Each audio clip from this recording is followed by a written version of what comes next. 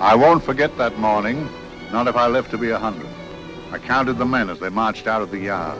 They'd hardly slept for weeks. We of the CID had slept even less, but the nightmare that kept us awake was all the same nightmare. That's why we weren't surprised when the commissioner asked us up to the conference room for a bit of a talk. He'd talked to us plenty, we knew that. It didn't help any to know what was ahead of us.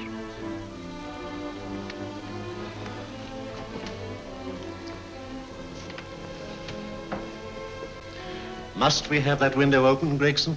Oh, shut it if you want to. Chief will be in enough of a temper without having a ruddy blast down the back of his neck.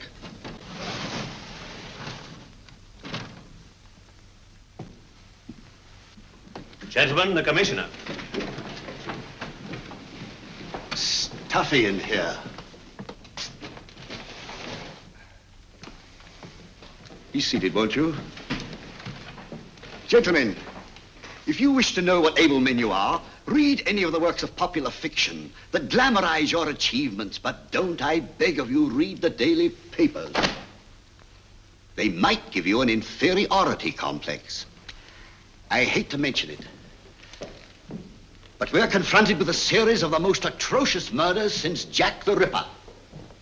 And in the meantime, the CID might as well be playing at shove-hate-me for all the good we've accomplished. Now look. Here, here, and here. Each of these red flags scattered through the city stands for a woman brutally murdered, a woman's terror, a woman's death agony. These are no ordinary crimes. These are the works of a fiend who kills first and mutilates afterwards. A ghoul who hacks off a part of his victim body and carries it away with him, a loathsome souvenir of his butchery. 3 women murdered so far, and you haven't turned in one clue. You haven't given me one lead. Here you sit and wait for news of a 4th victim, with your arms folded.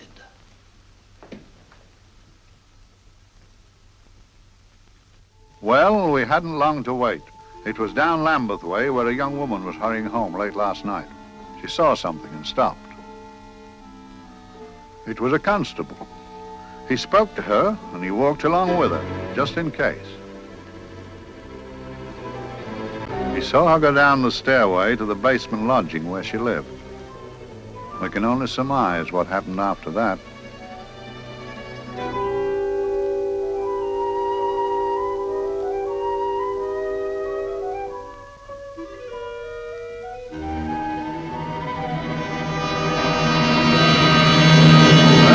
My pride in my pocket and went to see the man who'd so often helped out Inspector Lestrade and myself in the past, Mr. Sherlock Holmes.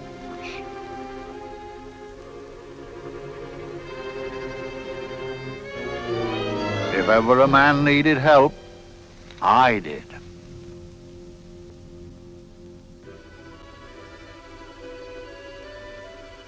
This makes 4, Inspector. 4 defenseless women here in the heart of London.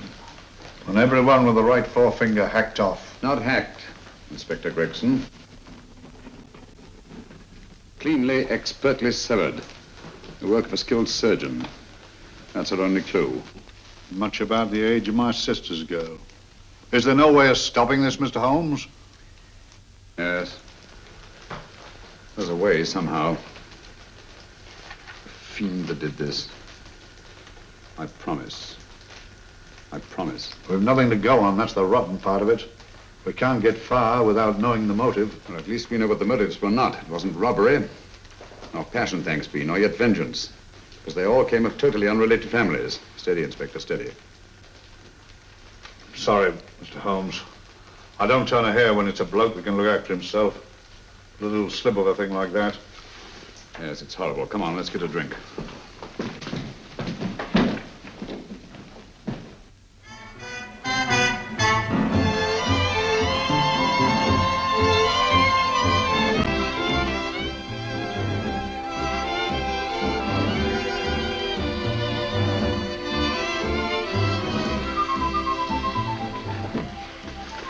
Good evening, Mr. Mr. Holmes. Evening, Vincent. Whiskey and soda, please, and a double for my friend here, Inspector Gregson. Very good, sir. Make mine Irish. Decent of you to give me a hand with this thing, Mr. Holmes. Always a pleasure to be of help to Scotland Yard, Inspector. Little out of my line, looking for a maniac who murders just for the fun of the thing. Or perhaps just to get a human finger. In all 4 cases, the murderer risked capture by stopping to secure a finger. Wonder what for? Who knows? He's just a madman. Perhaps there's method in his madness. If we could just trace those missing fingers. If we could just drain the English Channel, we might find a penny. Huh? Oh, thank you. You may keep those, Mr. Holmes. Thank you.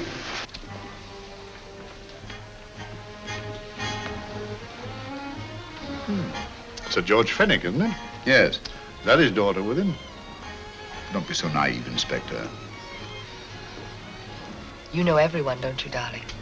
Well, hardly. A week ago, I didn't know you. A week. How fast it's gone.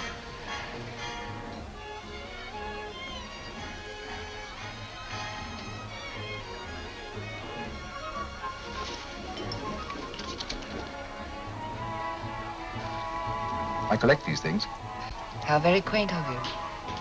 Shall we go? Yes.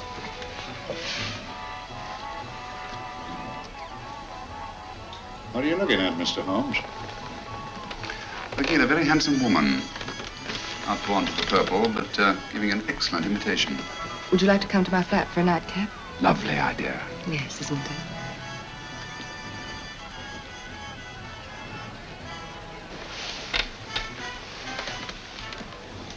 Wonder where she's taking Sir George Fenwick. Don't be so naive, Mr. Holmes.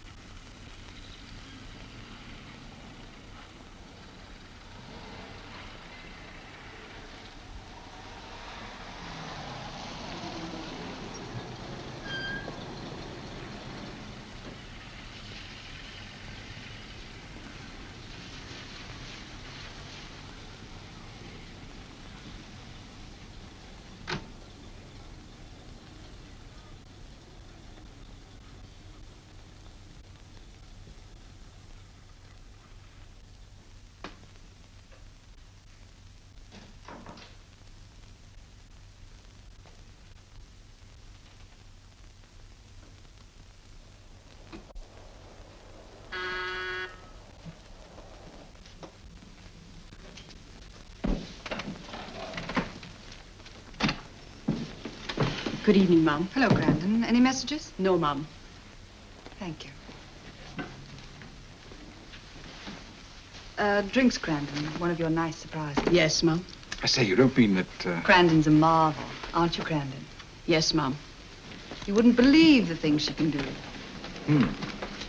Ah, charming place. Delightful. Really? Do you think so? I'm so glad. Do sit down. Do you mind? Do I mind? What a question. I don't mind anything, really. Except not being with you. Now, you really don't want me to believe that, do you? Not too seriously. Good. We're both quite grown up, aren't we? Quite.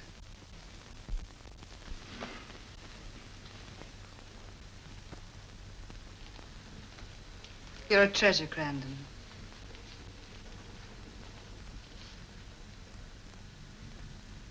And lower the lights a little as you leave.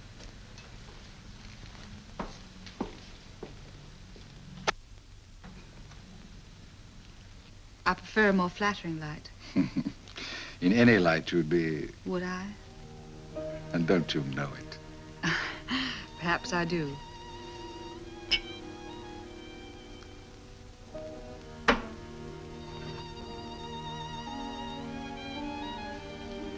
Oh, that priceless woman.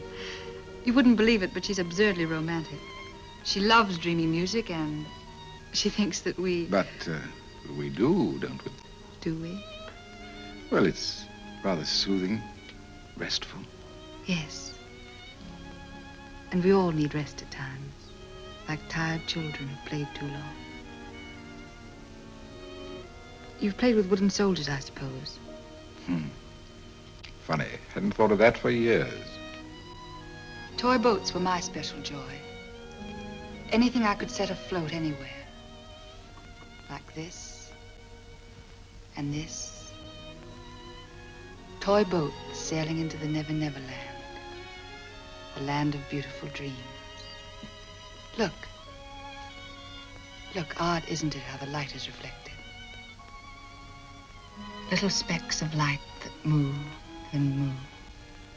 Like stars on a slowly moving stream. You know, Holmes, I'm very sensitive to atmosphere. No? Yes, I can tell by the feel of this room there's been a murder committed here. It may interest you to know, my dear fellow, it was the other side of that door at the foot of the stairs that the poor girl was murdered. If only I could find it. Find what? The one thing these unfortunate victims have in common that might give us a motive for these murders. There must be something. Another Jack the Ripper, if you ask me, a homicidal maniac. No, Watson. In the case of Jack the Ripper, there was one thing in common. His victims were all from one walk of life, living in the same section of the city. In this case, the murderer chooses his victims from all walks of life and from different sections of the city. No, my dear fellow, this is not the work of a homicidal maniac. It's something infinitely more sinister. Give me the creeps. What on earth are you talking about? Watson, I'm convinced that these murders are only incidental to some larger and more diabolical scheme. That may be, but why the severed fingers? The answer to that question, my dear fellow, is our only hope of solving these mysteries. Dear sister, I am so happy. I had such a lovely holiday at Brighton with you and Alf. And I'm looking forward to being with you again. Poor little thing. Sort of raises a lump in your throat. I can picture her sitting here happily writing this letter. And I'm not bit realizing that she's shortly going to her death. Hello? Gregson. Oh, there you are, Mr. Holmes. I've been looking for you everywhere. What's happened? Murder in Edgware Road, not half an hour ago. Woman? Yes, and the right forefinger cut off clean.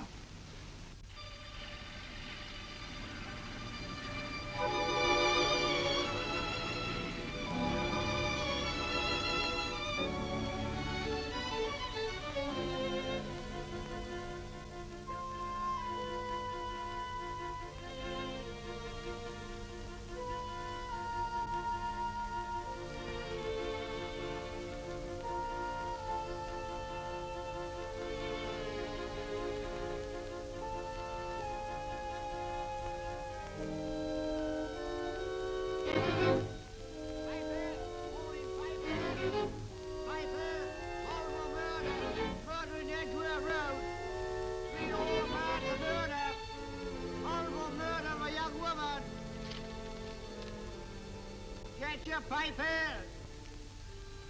Horrible murder, Piper! All about the murder! Morning, Piper! All about the murder! Piper! Horrible murder! Another young woman found murdered, Piper, sir! Horrible murder, Piper! Piper! Read all about it! Get your Piper! Murder in Edgware Road! Horrible finger murder. Shocking murder. Murder in Edgware Road. Horrible murder of a young woman. Read all about the murder.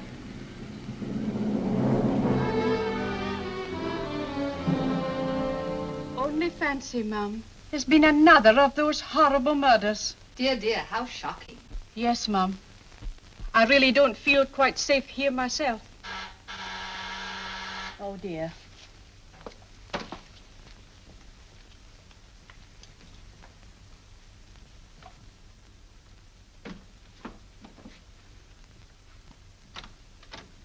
Why, Sir George! I must see Miss Marlowe at once. I don't know if she... I must see her. Where is she? Lydia. Why, Sir George, what is it? What happened? I don't know. You'll have to help me. You've got to help me. But I don't understand. Listen, I woke up a few minutes ago in a cheap boarding house off Edgware Road. I don't know how I came there. I don't know when. The last thing I remember is being here with you. Calm yourself, Sir George. When did I leave here? Well, it was about, It was 10:45, Mum. Precisely. You seemed, forgive me, just a little distressed. Detached, not interested. I thought I'd said something to offend you. I don't remember. I can't remember. Tell me, has this happened to you before? Before? Well, there is such a thing as amnesia, you know. If it was 10:45 when I left you, it was 9 this morning when I woke. Over 10 hours lost. 10 hours that I can't account for. And in my pocket when I woke, I found... Yeah, in my pocket. That isn't... Oh, it's not for you, of course. It can't be. Excuse me, Mum, but there's a man asking to see the gentleman. Send him away. Yes, Mum. No, please. I'll see him.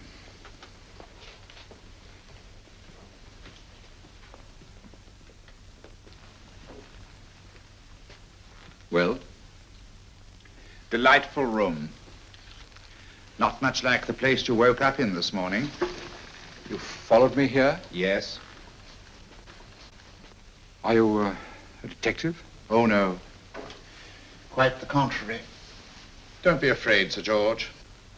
You know my name? Oh, yes. A very old and highly honored name. And being the bearer of such a name, and also a very wealthy man, I thought you might care to possess yourself of this trifle. Rather than let it fall into the hands of the police. It is yours, if I'm not mistaken. The initials, GF. Where did you get this? It came out of your pocket. I saw it fall, but you never noticed. You were very busy, bending over something with a knife. Then you put something in your pocket.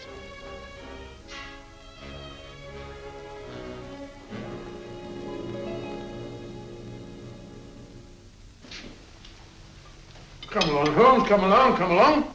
How many more times must I tell you? You're missing a treat. This is delicious. Little jam tarts to follow.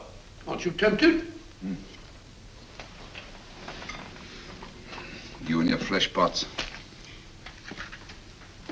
They tell me that fish is good for the brains. Brains haven't any. You realize that a whole day and a night have gone by since that bestial affair in Edgware Road? I'm as much in the dark as ever.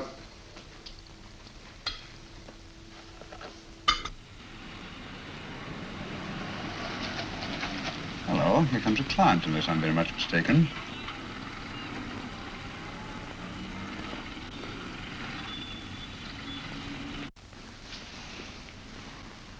Well, attractive. Very attractive.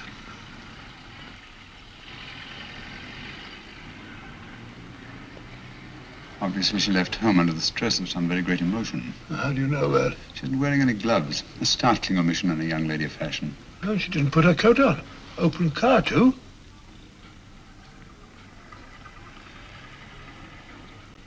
Furthermore, there's something in that bag she wants to show me. What makes you say that?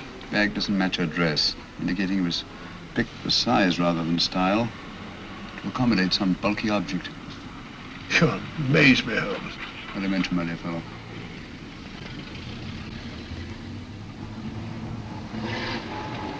Well, that's interesting. What is? That cab, turning at the empty house. I wonder why he followed her here. Oh, wouldn't you? Quite possibly with glasses.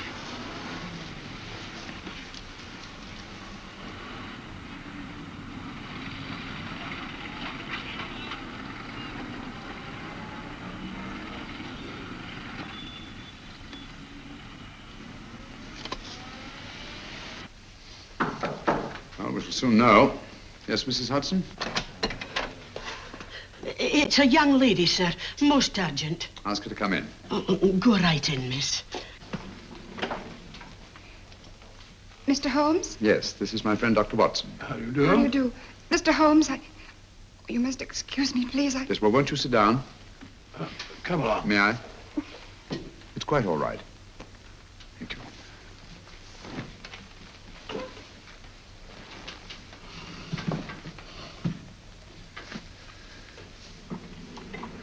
Now try to control yourself, Miss Fenwick. You're with friends. You know my name? No magic, I assure you. I've often seen your picture. You're the daughter of Sir George Fenwick, aren't you? Yes. It's about my father that I... What about your father, Miss Fenwick? Oh, I don't know what to do. He's always been the nicest, dearest person. Only since Mother died. Yes, we do. We know. So I didn't think anything of it when he was away all night before last. But he didn't come home until yesterday at tea time. Didn't come in for dinner at all. Just paced up and down in the library hour after hour. I begged him to let me in, but he wouldn't. Steady, steady. Now take your time. I couldn't sleep a wink last night. Then I started hearing things. Hearing things? What sort of things? I heard someone in the garden underneath my window. Then I saw a figure moving down the garden path. And I recognized my father. Stealing through his own garden like a thief.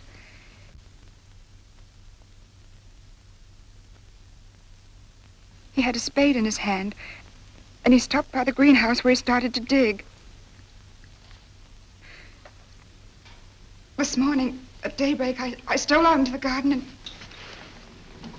I found this.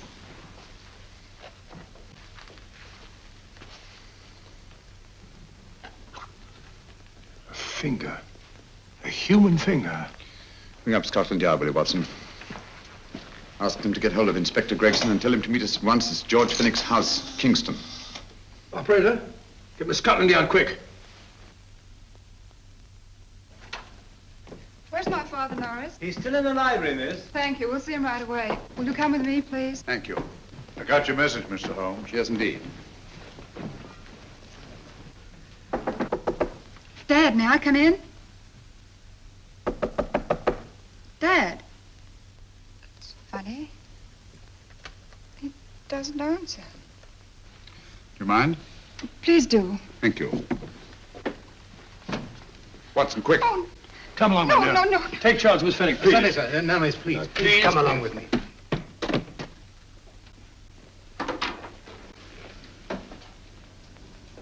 Dead? Yes. What do you make of it, Doctor? Shot in the back, between the second and third ribs. The bullet undoubtedly penetrated the heart. Look at the powder marks on his coat. I was afraid of this. What do you mean? Don't you remember the man in the cab who followed Miss Fenwick to Baker Street? Well, you don't think he had anything to do with it, do I you? think it's reasonable to assume that he tipped off someone that I'd been sent for. Sir George has obviously been murdered to keep him from telling me what he knew. What was the weapon used? Small caliber revolver, point blank range by the look of the wound. The murderer came in through those French windows. The mud from the garden he brought in his boots. Sir George must have surprised the intruder. Passed the room to him here. What follows we can't tell.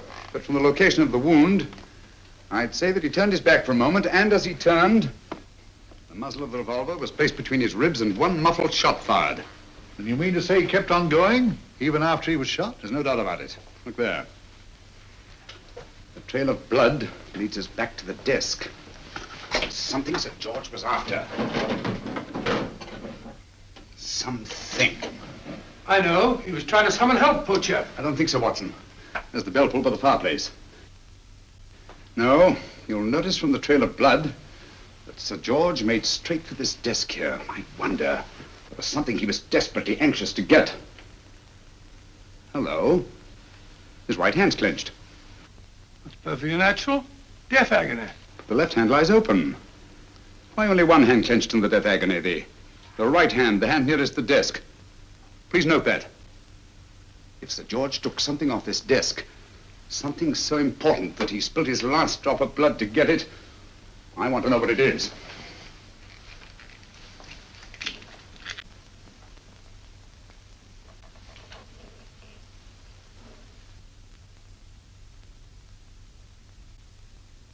It's nothing but an ordinary match folder. Where does that lead us? I imagine to something very important, Gregson. This match folder's from Pembroke House. Why shouldn't it be? He was there, you know. We saw him yesterday. Yes, but the effort he made after he was shot to get hold of this match folder. It's just possible he wanted someone to remember Pembroke House. He may have wished to recall it to someone who saw him there. Someone who, like ourselves, saw him with a woman.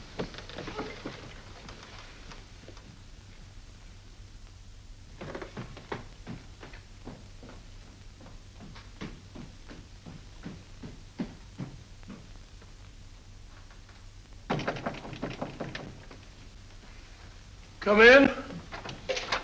Oh, Dr. Watson, this came by hand for Mr. Holmes not 10 minutes ago. Thank you, Mrs. Hudson. That would be the report from Mr. George's bank. Report from Sir George. Oh, really? Don't you remember his daughter told us that he'd just closed his account? Had it looked into at once.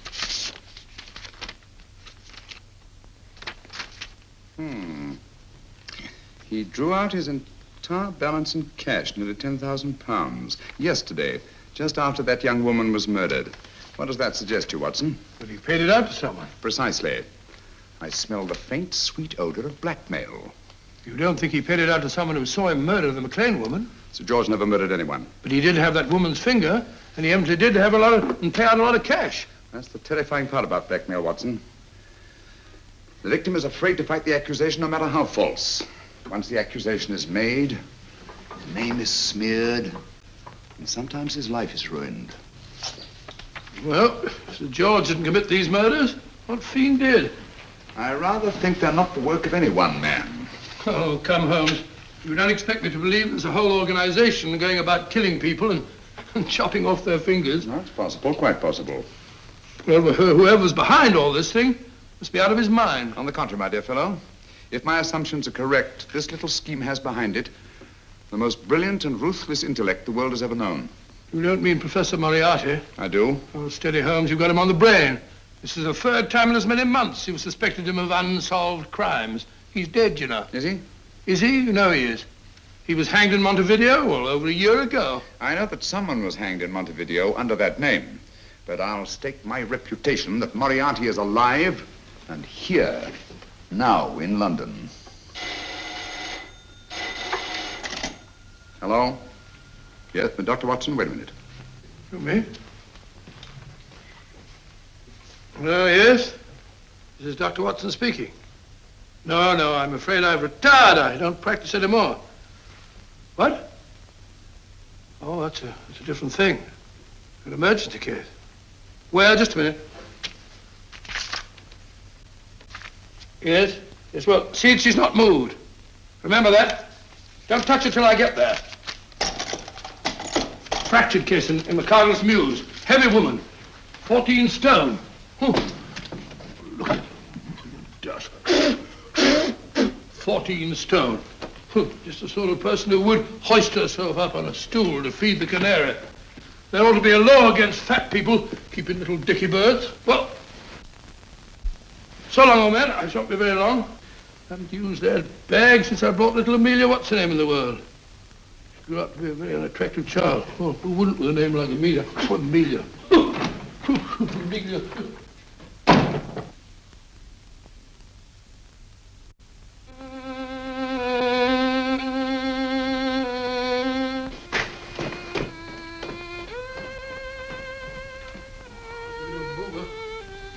People so stupid about accidents.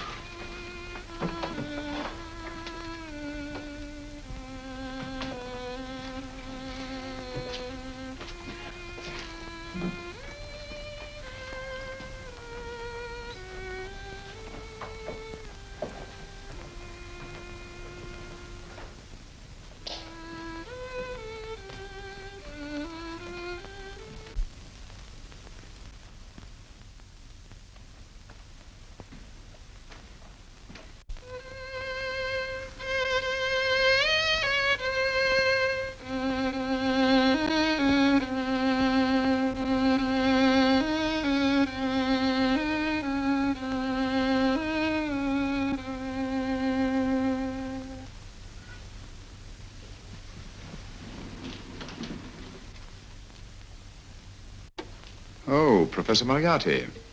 Not that I wish to appear inquisitive, but to what am I indebted for the pleasure of this visit? Scotland Yard will be interested. It's very convenient for me to have Scotland Yard think that I'm still dead in Montevideo. I never dreamed of fooling you. Thank you. The thought occurs to me, Mr. Holmes, that there are some advantages in living within the law. You are very comfortably fixed here, aren't you? As I get on in life, the little comforts appeal to me more and more. Oh, I beg your pardon. Won't you sit down? Thank you.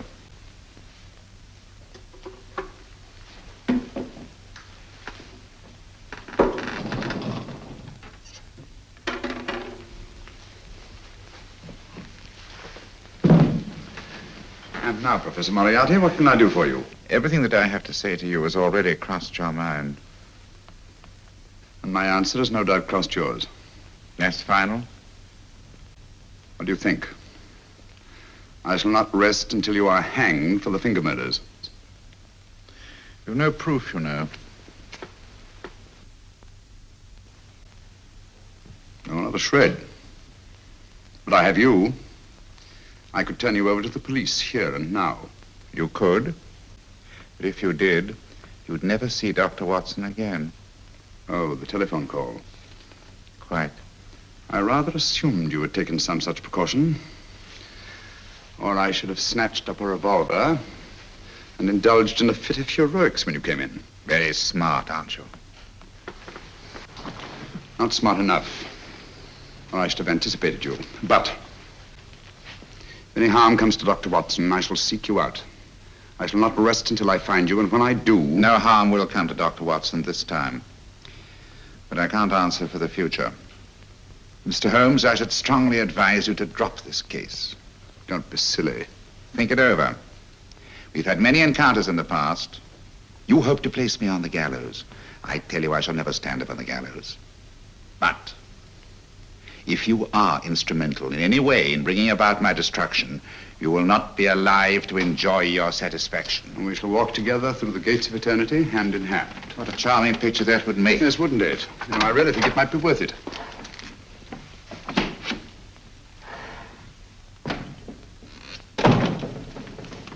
Shoelaces, Governor? Tuppence a pair. And strong enough to hang yourself. How many more times must I tell you I don't want your filthy shoelaces or your company? Shoelaces, Governor? Blasted impertinence.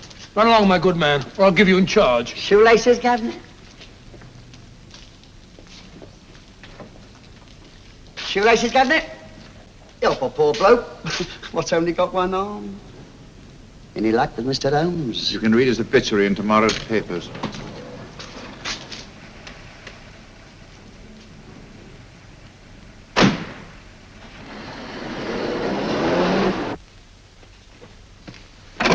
Oh, there you are, Watson. Come in. I was, just going out to look for you. Look for me what for? Suppose you don't think I know my way about. Well, you're right, I don't. Blast all practical jokers anyhow. Know where I've been? On a wild goose chase. Exactly. There's no such number in McCardle's Muse. Some fool's idea of a joke. Did you see anyone? No, nobody especially. Only a whining old idiot selling bootlaces. Persistent beggar, wasn't he? Stuck to you like grim death. Huh? How do you know? And finally left you for someone who looked like better pickings. Someone, my dear Watson, was Professor Moriarty himself. What? He's just called on me. Moriarty here and you let him go? But you must be out of your mind. Why?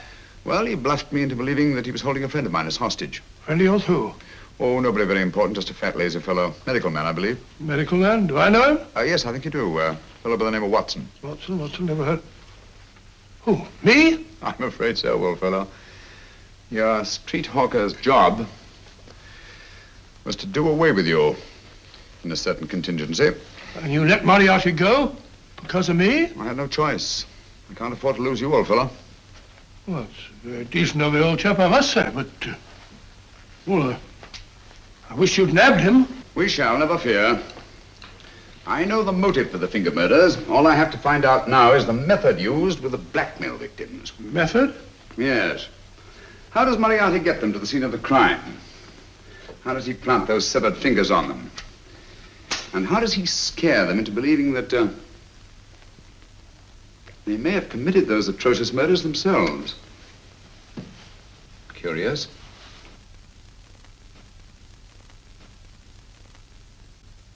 Very curious. Huh? Curious? What's curious? That window in the empty house across the street. First floor front. Huh? What's wrong with it? It's open. Why shouldn't it be open? Well, it wasn't open half an hour ago. I'll stake my life on that. Well, that's not our business. Let it stay open. I wonder if you'd go over, old fellow, and see what's the matter. Oh, trespassing. It's against the law. Very well, I'll go myself. Oh, well, if you're going to put it like that, ridiculous waste of time. Going about shutting windows at this hour of the night. Yeah, you better take this torch. Well, take what? Dignified job for a doctor. Dr. Watson, the torchbearer. And what do you propose to do? Sit in a comfortable chair, I suppose, and read a good book? That's a very good idea. Yes, very good idea. While I play night watchman, you have a nice read. Mm-hmm. Good night. Have a good time. Have a good time. What do you mean, have a good time?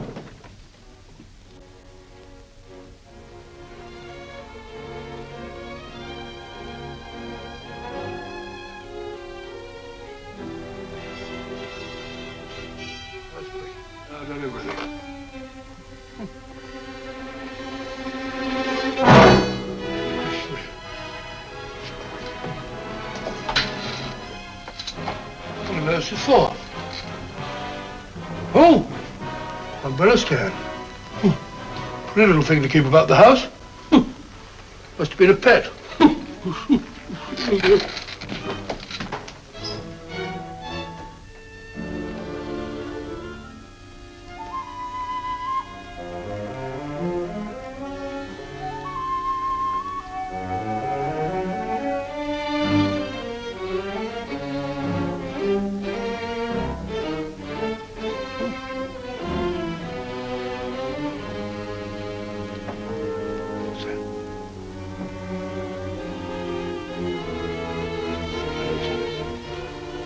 Rat rubber. This must be the door.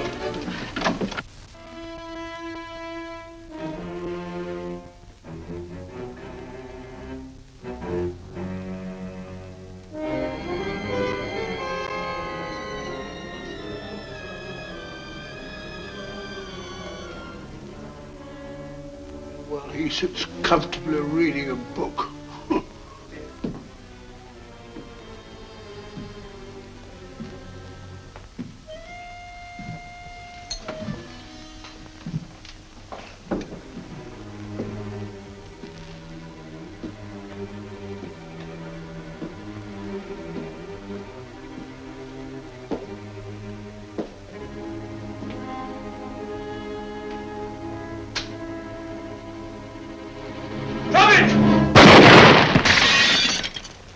He killed Holmes!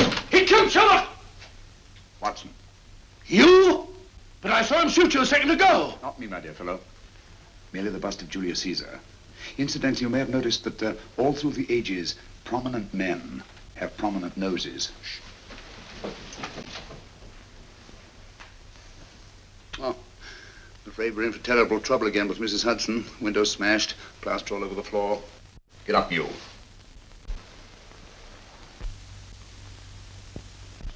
Corporal Williams, Middlesex Regiment. Discharged from the army as physically unfit. Papers seem in order.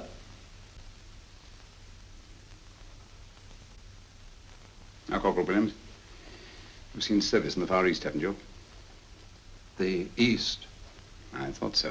Look at his complexion, Watson. Yellow as saffron. He's been taking atabrine. Cure for malaria. Sniper, aren't you? Sniper. Why did you try to kill me? I had to kill him. I had to. Oh, snap out of it. Stop it, Watson. He's shamming. No, he isn't. Who told you to kill me? She told me. She told you?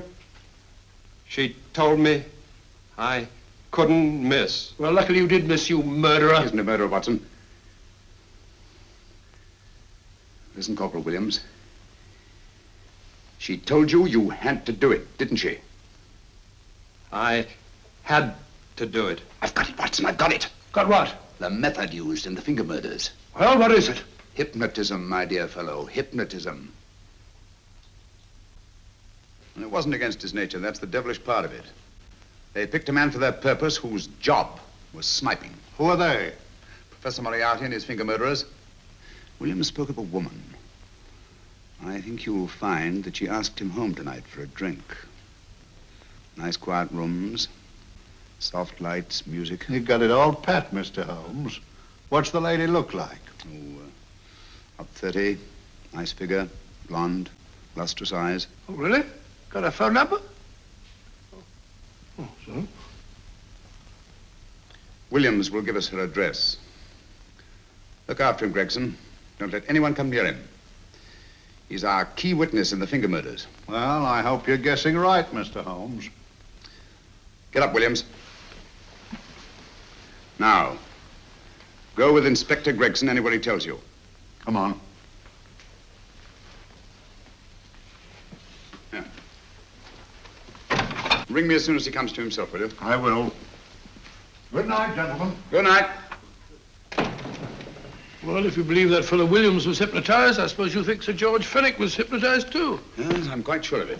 Have a cup of tea? Thanks, old boy. Nothing to eat.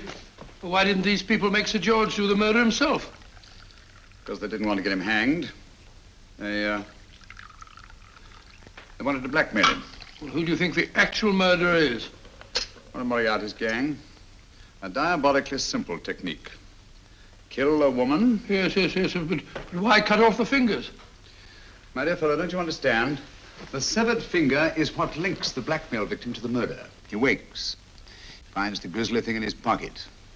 He doesn't know how it got there. He's no idea that he's been hypnotized. For all he knows, he may have committed the atrocious crime during some dreadful lapse of sanity.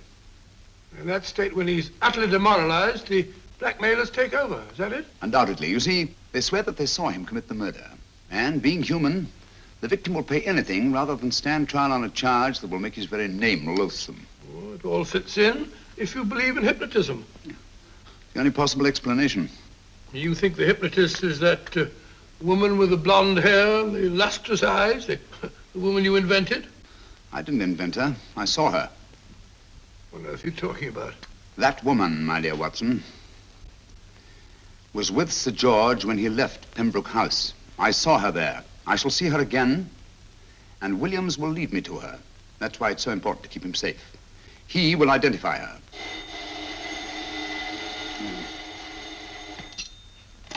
Hello? Yes? Inspector Gregson?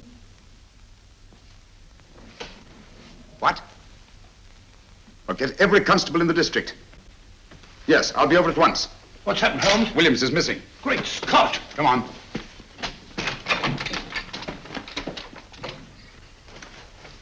Lorry crashed into Gregson's car. During the confusion, Williams disappeared. Escaped, eh? No, kidnapped. To keep him from talking when he came to. You don't think that Moriarty... Moriarty? Anything is possible.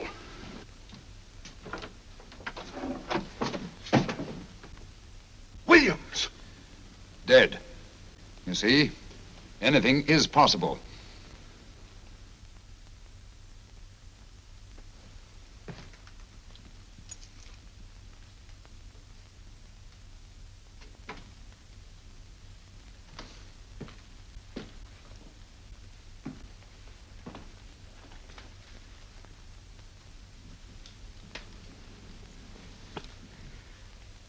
Oh, good morning, Professor Moriarty. You startled me. I'm dressing another dolly, a dear little nurse.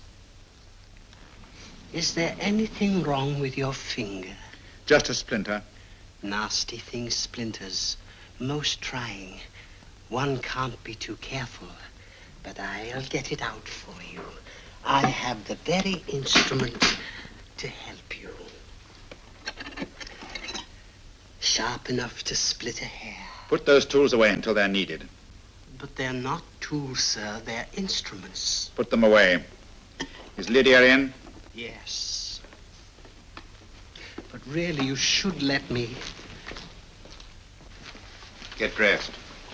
Holmes and Watson just left Baker Street for the Mesmer Club. Mesmer Club, the meeting place of all the top hypnotists in London. Do you suppose that Mr. Holmes is onto our method? If he suspects, it's merely a suspicion. It's our business to see that it ends there. I hope you're right. Williams passed away before he could talk, remember? What do you want me to do? Go to the Mesmer Club, meet Holmes, and induce him to come back here. Isn't that a bit dangerous? Every meeting with Sherlock Holmes is potentially dangerous. However, you say he didn't see your face at Pembroke House. And how would you suggest I get Mr. Holmes to accompany me here? Kidnap him? Oh, no. Holmes has one weakness, his insatiable curiosity. If you can arouse that, you can lead him anywhere. It's up to you to take advantage of any opportunity that may arise. This way, please, gentlemen. I'll tell Dr. Onslow that you're here. Thank you. So this is the Mesmer Club.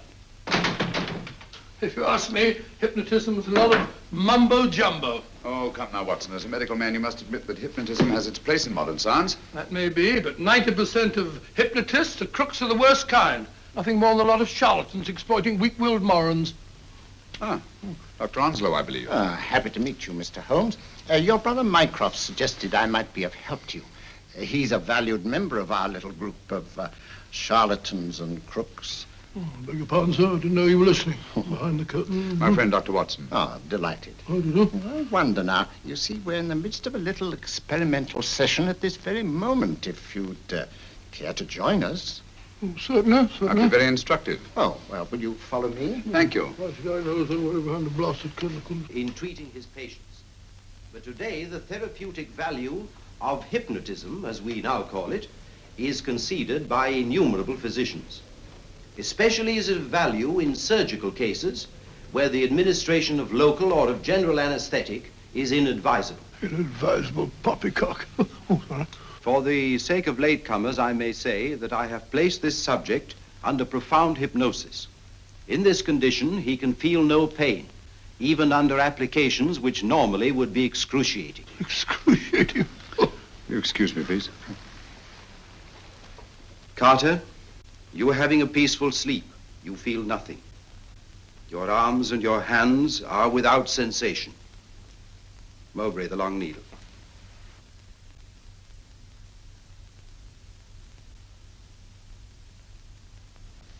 Carter, give me your right hand.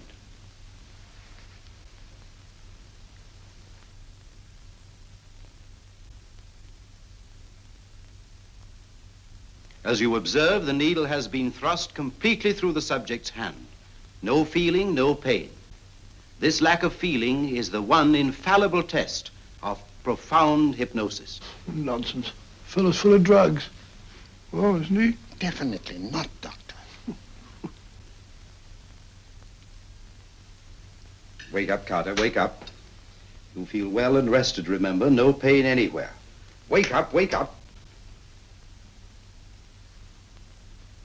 I say, when are you going to begin? All through, Carter. Stand up. This way, sir. And, are these all the people that come here? Oh, no. Others keep dropping in all the time. I suppose it's all right for those who believe in it, but of course, I'm a professional man myself. Then you don't believe in hypnotism, Dr. Watson? Oh, I don't deny that there are certain types of hysterical, feeble-minded people who go under if you point your finger at them. But anyone with an ounce of character... How right you are. You see right through our little artifices, don't you, Doctor? Right through, my dear sir. Right through. Quite so. But with the feeble-minded, as you say... excuse us, Mr. Holmes. Certainly. Step over here, won't you? Certainly, sir. Anything to oblige. Let me show you how easily we charlatans take advantage of them. Now, sit down, Doctor. Now, we set a thing like this in motion. It's wonderful, the attraction on the feeble-minded, of course. The continuous motion, if they just let themselves follow it. Of course, you could stare at it till doomsday, Dr. Watson, with no effect at all. Still, it might make you a little drowsy, like the white ribbon of road at night when you're driving. The rhythm is smooth, unbroken, and the road goes on and on, round and round, always the same, winding and winding. And you're drowsy, you're tired. Let the road come into you, as it were. The long road, the smooth road, the road to sleep. Sleep.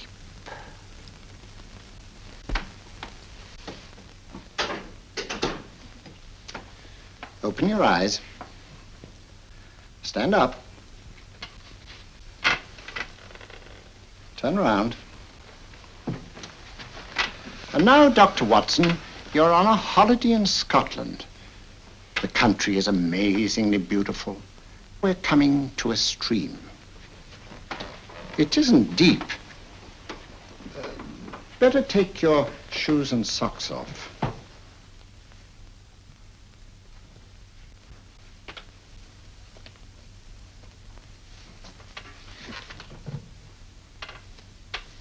Roll up your trouser.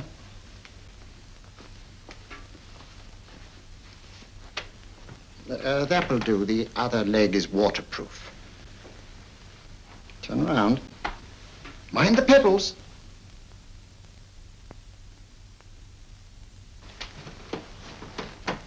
Sit down.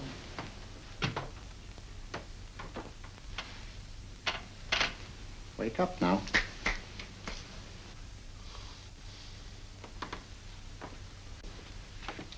Yeah, you see? What did I tell you? It didn't work with me. Why, nobody with an ounce of character.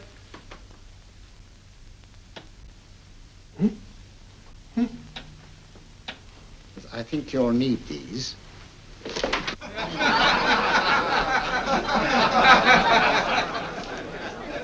Nothing to laugh at. Watson, she's here. Oh, the woman you're looking for? Yes, I'm going to meet her. Perhaps I can induce her to take me to Moriarty. Do you think it's wise, Holmes? It may not be wise, but it's essential. After all, I've held me on with Moriarty in the past. But isn't it dangerous? She might be a hypnotist. If my will isn't stronger than hers, I deserve to be hypnotized. I feel I must protest, Dr. Onslow. I was told this was a gathering of serious students of a great science, and I find myself in a company of buffoons. Oh, my dear madam. Elliots and Esdale Braid. Were those men martyrs for the truth, that you may laugh over your childish, cruel tricks? I must say I'm in complete agreement with you, madam. This was most unnecessary performance, Dr. Onslow. Beg your pardon, sir. My name is Holmes, Sherlock Holmes. At your service, madam. Thank you, Mr. Holmes. I'm afraid I've created a rather embarrassing situation. But you see, I'm interested in the serious study of hypnotism. So am I, too. Perhaps we have something in common, Mr. Holmes. Perhaps we have. Would you join me for a cocktail at Pembroke House? I should be delighted. Good.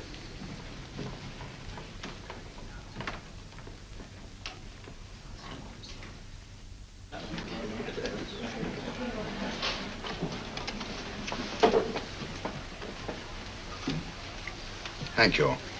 I didn't know there was such a pleasant place in London. It was so nice of you to suggest our coming here. I thought a little pick-me-up would do us good. You mean you thought I looked... I like the way you look. Thank you. I suppose I did lose my head a little at the Mesmer Club. But you see, hypnotism is almost a religion with me. I know so well what it can do to help, heal. And I can't bear to see it used for trivial purposes. I know very little about it. That's why I went to the Mesmer Club. You see, I'm rather puzzled just now with the case that I'm working on. How fascinating. Tell me about it. It's the murder of Sir George Fenwick. Fenwick? Who's he? Quite a well-known figure. Odd now I come to think of it. Last time I saw Sir George was here at Pembroke House. Strange. Yes, isn't it? He was sitting, I believe he was sitting at this very table.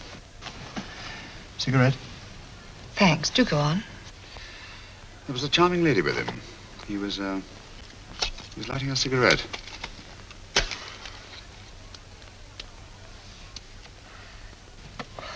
Charming. Did you see her face?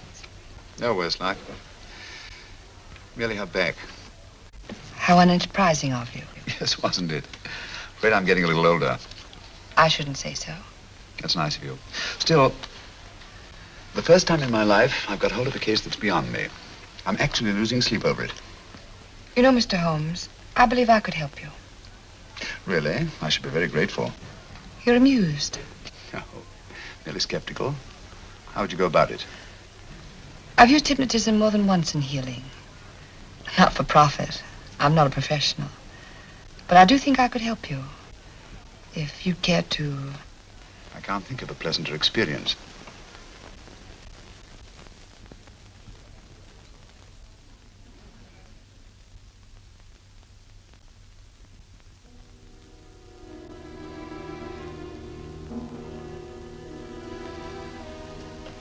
Low lights, music, is that all there is to it? You must relax, Mr. Holmes. I'm afraid you're a rather difficult subject. So I thought perhaps a little help. Materia medica might be advisable. Drugs?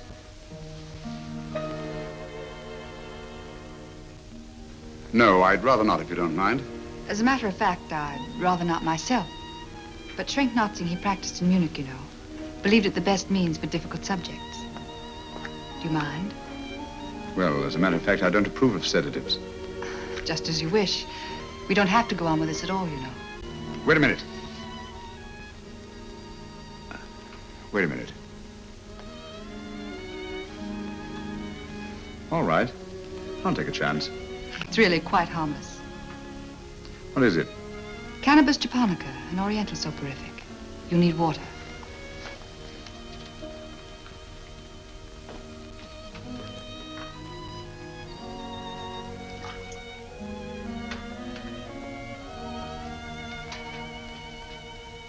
Thank you.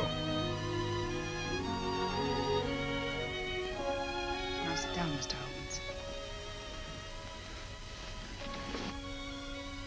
Holmes. You'll feel yourself growing drowsy.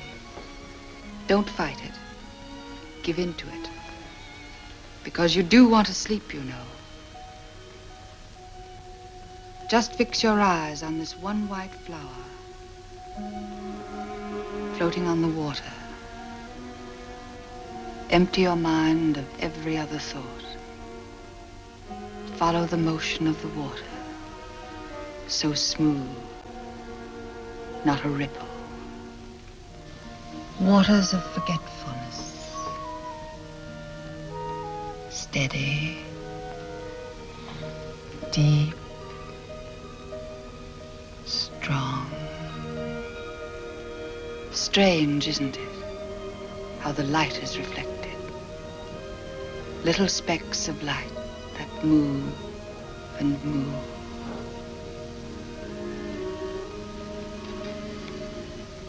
It's restful here.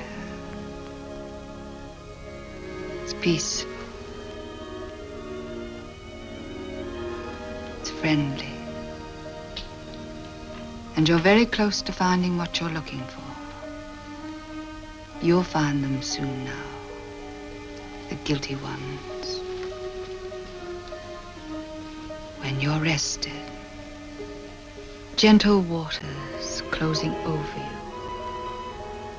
Steady, deep, strong. Drawing you down, down, down.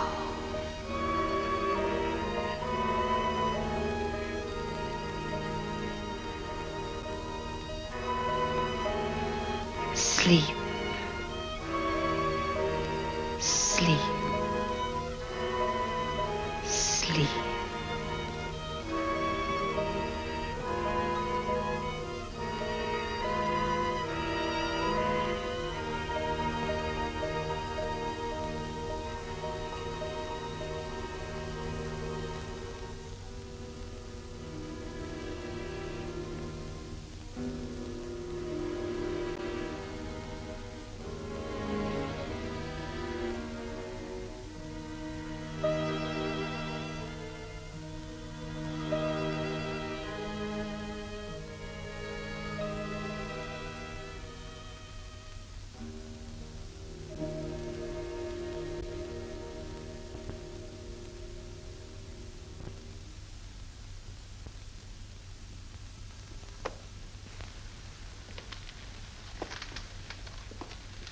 Here he is, Professor Moriarty.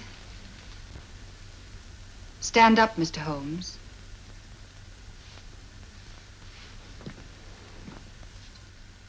Open your eyes.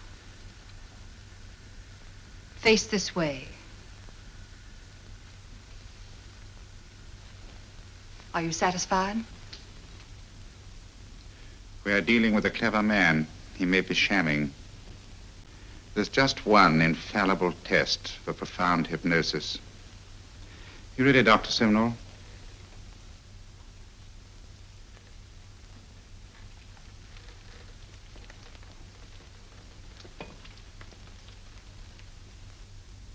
That will do, Doctor. He couldn't fake insensibility to the knife. I congratulate you, Lydia. Turn round, Mr. Holmes. Now walk to the desk.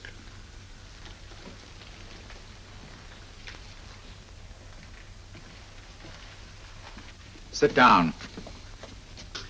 Take that pen and write what I tell you to write. I have at last found a case which I cannot solve.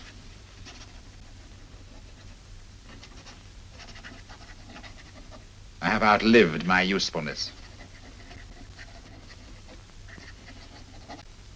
Therefore, I have decided to end my life.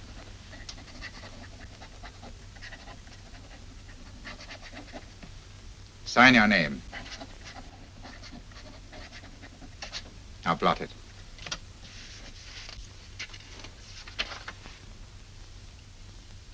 Fold it up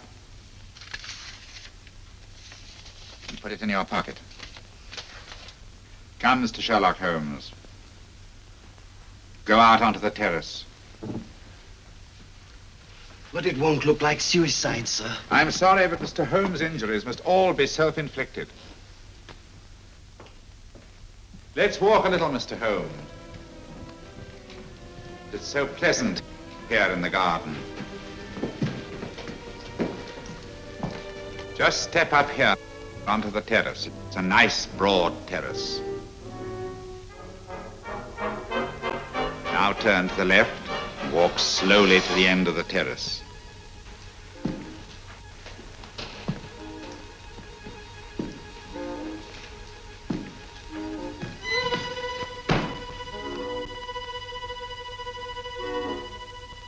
Don't stop. You must walk to the end, you know.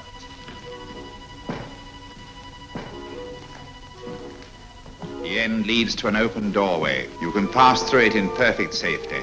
In the room beyond the doorway, you'll find what you've been looking for. Must you drag this on?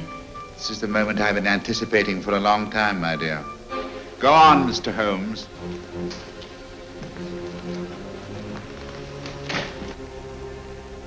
Through the open doorway, you will find the man responsible for the finger murders and the death of Sir George Fenwick. Professor Moriarty. Holmes! Stand still! What a beautiful view, Watson. I'm quite enjoying it. No, you're not. You're hypnotized. You're under a spell. Stand still. Don't move. Steady, Holmes. Steady does it. Stand perfectly still where you are. Nonsense, Watson. You don't know what you're doing. Of course I know what I'm doing. You mean you're not hypnotized? Certainly not. Then get off the wall, you idiot. Oh, look out! Holmes! Oh, Dear fellow. What were you doing up there? Holding the fort until you arrived. What kept you? Well, I ran into a spot of trouble on my way to Scotland Yard. I was arrested for exceeding the speed limit. Your luck seems to hold, Mr. Holmes. I'd hardly call it luck, Professor. You see, I substituted a drug of my own for the one that this dear lady pressed on me. You are clever, aren't you? A drug that, although it leaves the subject conscious, renders him quite insensitive to pain. That accounted for my lack of reaction to Dr. Simnel's knife. Well, Gregson, quite an impressive haul. Even Inspector Lestrade himself couldn't have done any better. Thanks, Mr. Holmes. Take him away. All right, put her in the van. I was right, Mr. Holmes. You are a difficult subject. Thank you. And now, Professor, our score is settled. Au revoir until I see you on the gallows. The rope has not been made that'll go around my neck. Come on.